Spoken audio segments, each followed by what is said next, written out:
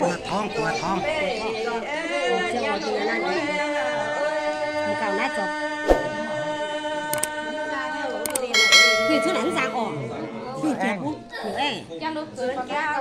จะได้จะเอาออกจะออกคือลุกกินซะจะออก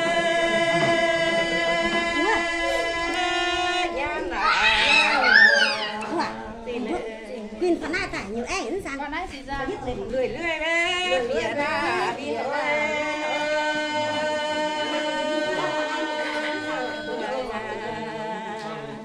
lúc đó bây giờ phải luôn không chơi phải luôn xì ra em ta chơi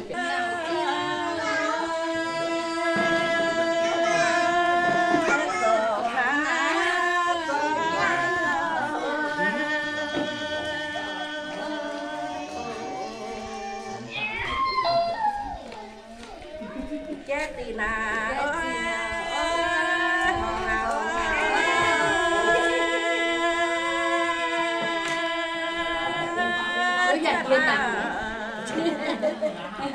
nó đang xem là làm nhiều bên đúng cái đó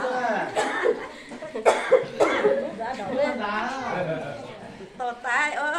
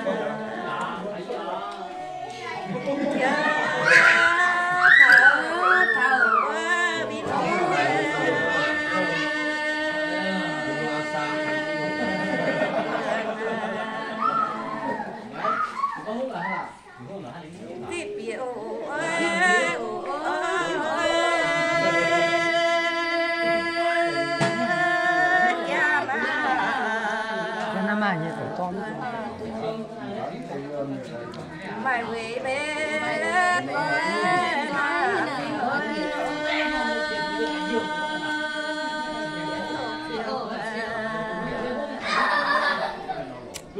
tôi nhỏ mày về bên